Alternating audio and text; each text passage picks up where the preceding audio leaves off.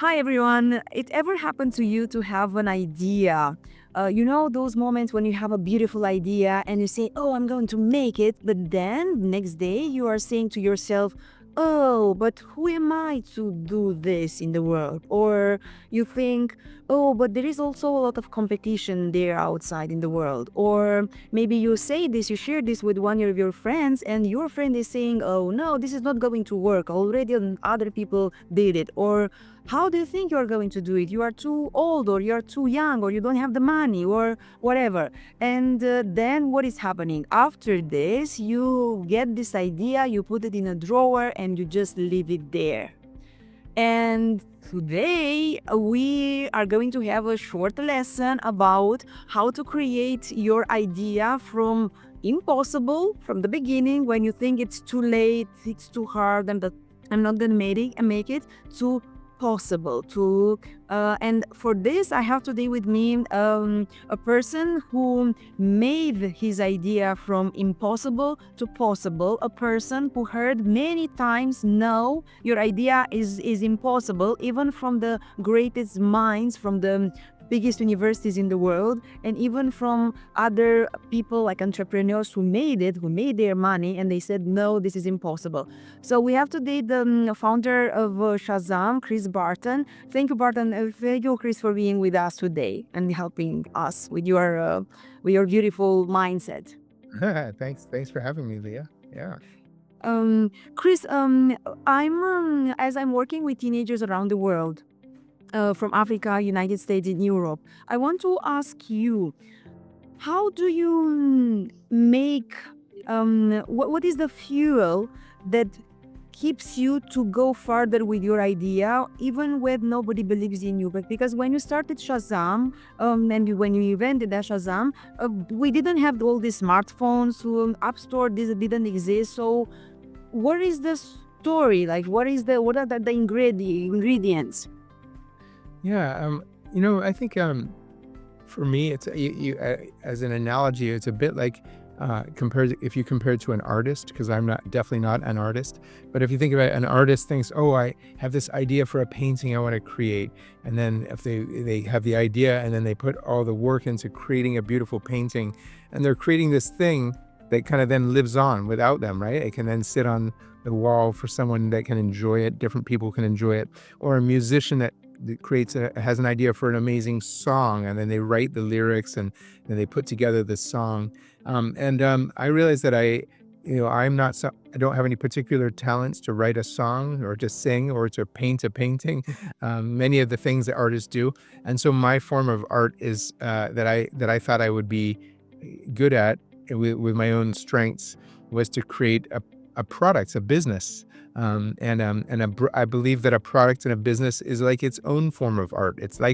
In a way, it's like a painting or a song. Obviously, a little bit different, but because it involves people and customers and marketing and business models, and it's so complex because when you create a great product or a business, it continues to live on through the success of having customers who enjoy the products, and then that brings in money that allows the employees to keep evolving the products and so on. And so that was really what I identified as my art form. Really, which what I would just call entrepreneurship. But I guess what I was most attracted to, because of course I could create a business that's just like another business that's similar to businesses out there, right? Another laundromat or another, whatever it is, restaurant or something. And those would all be great creations, and you could definitely create unique restaurants and unique laundromats. But I like the idea of creating something that didn't exist. That was really something that it was attractive to me, to kind of invent and create something new in the world that then becomes a business. And so that is really probably the core motivation for me was for in creating Shazam, and even the new startups that I work on today, is to create things that don't exist and that can be really delightful. And by the way, I should mention that when I say don't exist, I mean don't exist in the ideal form. I mean, one example I always like to mention is that Amazon, which is obviously a very successful company, they started off as a bookstore only on the internet, and when they launched, they were actually the 16th bookstore. So they weren't. It's not about being the first. It's just that the first 15 were not clearly not very successful. Sometimes it's about doing it just right, right? So just like there might be people who paint paintings before you or write songs before you. It's about making the product and the business just right, and so that it's so delightful for customers and it succeeds. So yeah, so that's what motivates me, and I tend to, as you mentioned, it's not easy. You face many barriers, many obstacles, and I love how you opened up. It is amazing how many things you face that could make you give up right away, right? I mean, from people telling you it can't be done. In the case of Shazam, there was no technology that could identify songs in a noisy environment. So, when most people, if professors and PhDs tell you, nope, that's not possible, they just give up. But I kind of thought, nope, I'm just going to find the smartest one to invent this technology. So actually, I often think that when someone says no or someone says that can't be done, for me, that actually makes me more motivated, not less motivated, but more motivated. I think now I really want to do this. I love the fact that it's so hard that people think it can't be done, and that makes it feel even more unique when I succeed. Hmm. But Chris, how do you know when? Because there might be also ideas that maybe are not good ideas, and it's really something like it's important, like to know when to stop from your idea. How do you? What would you say to a person that maybe is in this place? Maybe my idea is one of the ideas that would go out in the world, or it's something actually that will not work at all. Like when do you know how to make the difference? Or how do you know how to make the difference? That's a great question. And, I think it's part of the art form of entrepreneurship, is to figure that out. And often a great idea can fail for a long time. In fact, Shazam actually barely had any users for 6 years after we launched. So often, and I know there's many stories. I love to read and learn about the stories of other successful companies, to learn from their struggles. And it's amazing. You'd be amazed at how many companies really, really struggled in the early years, and it didn't seem, even what's now a hugely successful idea, it doesn't always take off right away. So the early indications sometimes tell you, oh, maybe this isn't such a good idea. I know that was true in the early days of Dropbox. They were trying marketing and it wasn't working. And if I just listened to a great podcast called Acquired about the early days of Google, and same kind of thing, you'd think like the original Google algorithm would be such a winner that it would just be an instant success. But no, they were having trouble getting anyone interested. And it was really, challenging in those early days. So I think it's often the early signals are not necessarily, it's not the case that you just immediately get like validation, like, oh, wow, this is a massive success. Often finding ways to tweak your product and get it to be just right, but also find ways to get the adoption, the reach, the marketing. All those things are creative challenges for the entrepreneurs. And so your question is, how do you know, because of course, it would be a big mistake if you're putting all these years into trying to figure out how to make a product and get adoption of a product that actually really there's no market for and really no one wants. And that would be a tragedy. And I do think that's a difficult thing to know when to give up and move on to something else versus when not to give up, and when to keep trying. But I think, at its root, what you need to do is just really understand, is your product amazing for some people? Like, do you find that some people think, wow, when Dropbox showed its product to certain people, they said, wow, this is so useful. When Google search, you could see, wow, this gets so much better results than the other search engines. And in the case of Shazam, we would show our demo to people and they would, wow, that I would use that all the time. So you have that a little bit of validation, maybe one-on-one with people, and you can ask for their feedback. I think it's important for entrepreneurs to not only be confident, but also be very open and humble to feedback. And so really asking people, what do you think of this? What could be better? What don't you like about it? Really open to criticism, so that you can learn how to make your products even better. But just knowing in your heart, is there something really there? You do, the more progress you make, the more you can really get a sense for, is there something there? And then if you feel like there is something there, of course, by asking other people, not just yourself, then that becomes signal that you should keep pursuing it. Don't give up. So this means actually what you shared on the stage at GRLS. I heard saying you that I kept when people told me no, it's impossible. What I've done, so the thing that kept me going, it was my connection with the emotion. So this means actually this means like connecting myself with the emotion of the, I don't know, the customer who says like, wow, this is extraordinary, I need this. Yeah, absolutely. Yeah, I call it connect to emotions. Yeah, and so yeah, it's feeling a personal connection. I sometimes think that we sometimes think that we have our personal lives and then our professional lives. And obviously, when it's your personal life, you care. You really care about your friends and your pets, that you love, and your home. It matters a lot.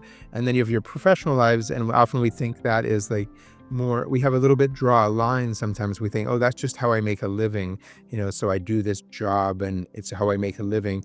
But I think when you really want, when any entrepreneur, or anyone in a business that's working in a company or a job of any type, not just entrepreneurs, when they really want their business, their profession, whatever they're doing to impact the world, when they want it to be amazing, you have to connect those two worlds, the personal life and the professional life, and you have to bring the same passion that you would have in your personal life to the professional life. And I call that connect to emotions.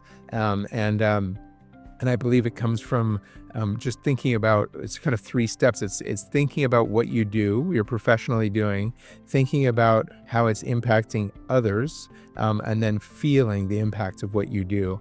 And then you kind of are able to sort of connect your emotions. And it's when you really are personally connected and emotionally connected to what you're doing professionally, that's when you care so much, right? Because you would go out of your way to help your friends, right? So you should go out of your way in your professional life to improve that product or to delight your customers more. It should be just as important to you at a personal level. And I think that's what leads to the companies and organizations and the products that are so amazing, is that the people behind them, whether they're founders or employees, are so personally connected, emotionally connected to what they were doing.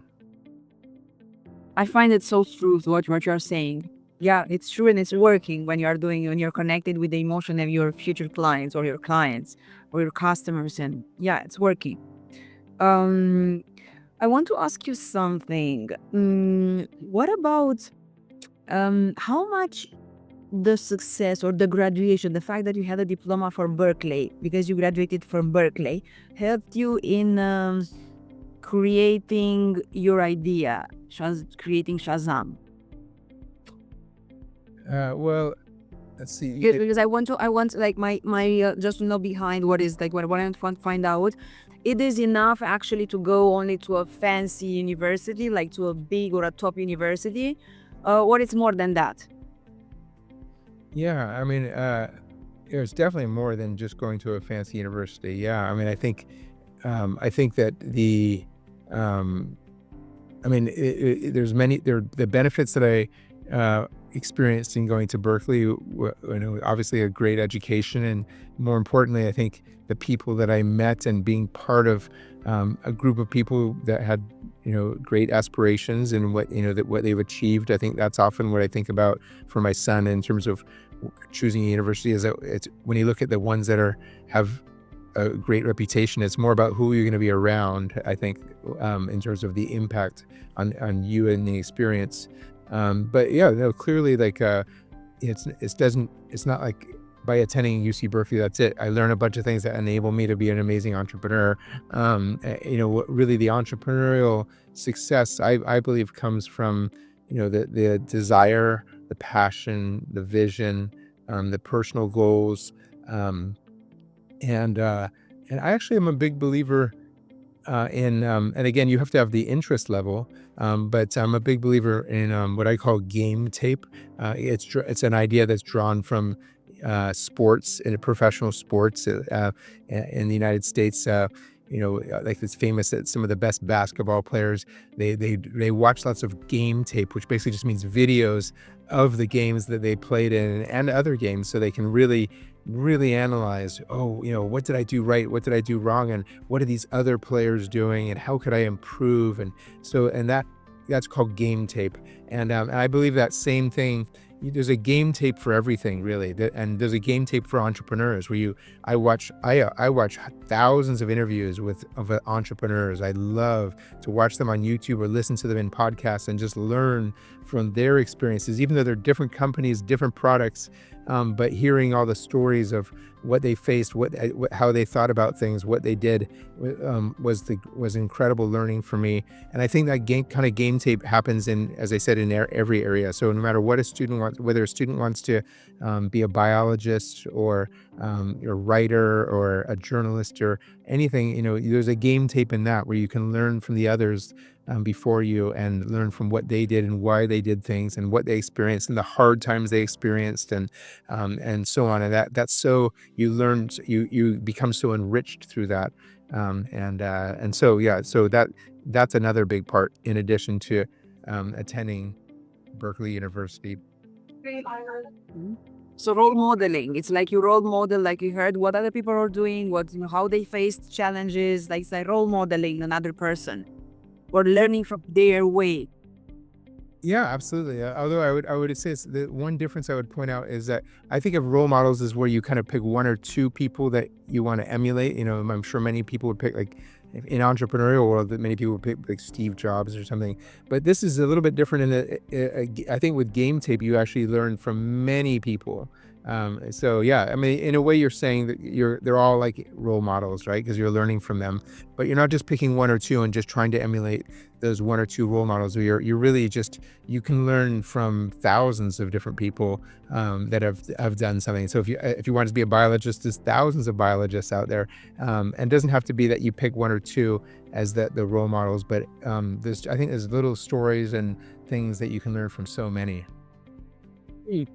And from your opinion, what does it make someone to be successful? Or what do you think success is built on? Because students, teenagers, and youth today, actually, what they want, they go to universities, but actually, what they want is not like the diploma, the university diploma. Actually, what they are looking for is a well-paid career, and to have also a career that they like, that they love, and also to have the money in order to do the travelings and have time for their hobbies. So actually, this is the type of success that youth are mentioning that they want from all my research that I've done. Yeah. Yeah, I think I mean, it's, one of the hard things I recall is that it's trying to figure out what you enjoy, right? And it's hard to know. And I think that when you're university age youth and you're trying to find that next career, you're going to be most successful, most likely in a career where you really care, you're passionate about it, and you enjoy what you're doing. Then you tend to put more into it, and so. I think that's the key is to really learn about these different careers that you can do and you can pursue, and to dip your toe into them, get an internship, or meet other students that are doing it, or meet people that have just graduated and now they're doing it, and to so that you can find and match up these different opportunities and then pursue your own success story in that career. And also with things changing, I mean, with AI changing everything, wow, the speed at which things are changing, I think means that you have to do that even more, really, to really understand how are all these careers, how are they going to transition with as AI kind of redefines, what is needed, and the key roles that people are playing in jobs in this AI world that we're moving into. Mhm. I love the way that you mentioned it. You in the AI world, you need to become even more, which is true. Yeah. Yeah, more, absolutely, yeah. Mhm. I mean, because we're the nice thing is that we as human beings are unique from AI. Ultimately, we still bring the personal human aspect to it, and so it's really it's an opportunity to think about what are the human aspects that where I can maybe embrace AI and really make a success out of a specific career, because AI is available, but you still need the human aspect, and what are the human aspects that I can bring in and that really make a difference. Mm. And the last question would be for you. What do you think that universities are missing, like today, in preparing students for real world? Yeah, I think I think anything.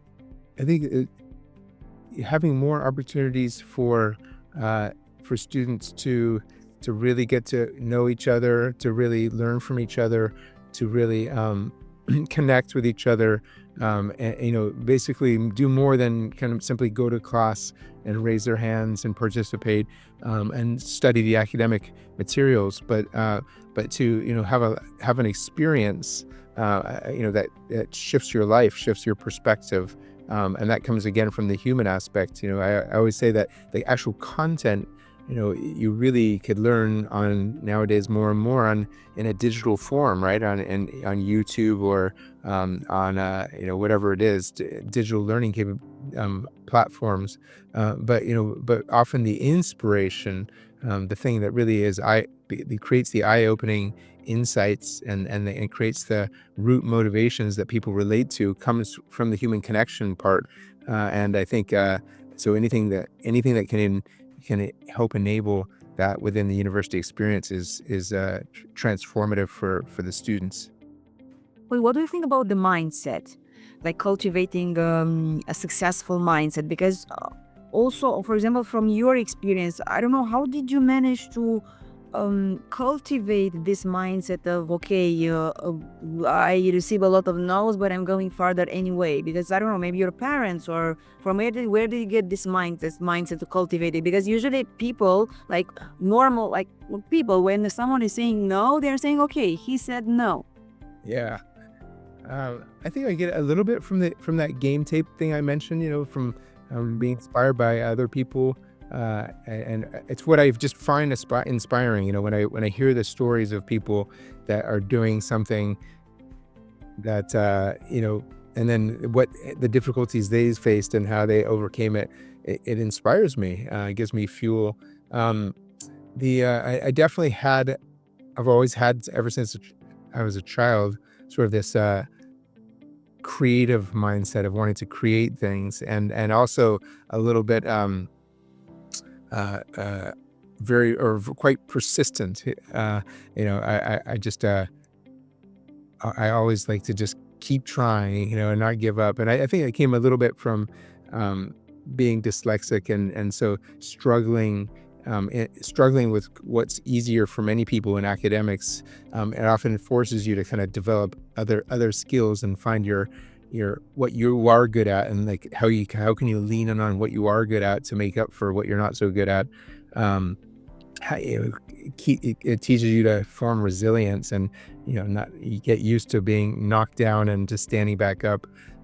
So it's really hard to spot exactly why I developed all that kind of all those kind of traits that are valuable. But I do think that ultimately, learning to be persistent, resilient, and determined.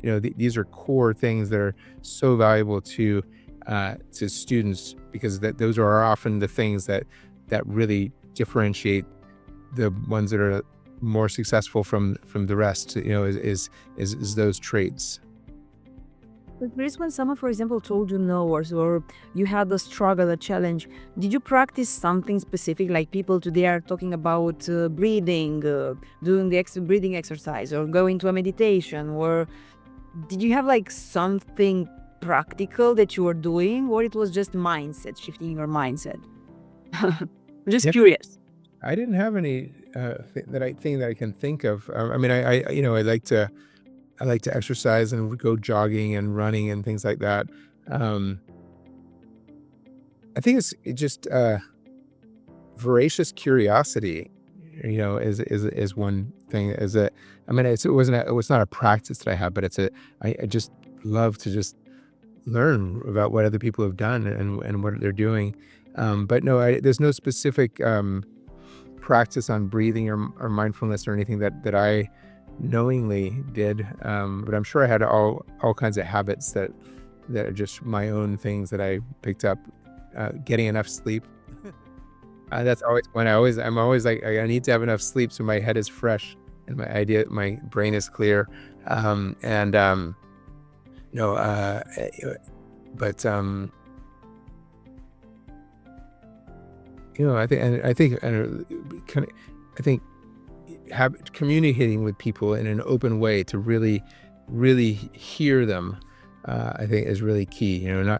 Not get too tunnel vision, but really hear what people say and really think about the different ideas you hear and the different perspectives. I think keeping an open mind has always been core for me. And Chris, what would be your message for these people, youth in general, who they have this kind of beautiful ideas, but they put them in their drawer just because they believe that they are not enough or it's too difficult, too hard, I will not make it. Who am I to make it? So what is the message that you have for those who want to succeed, but put their ideas apart? Yeah, the main message is, that you really find that idea that you really care about, and that you really believe needs to be done in a way that hasn't been done. Identify what you really think is the insight that you have that others are not seeing, because often there's some insight that you see, that's just not seen by most people, that will make it successful, and then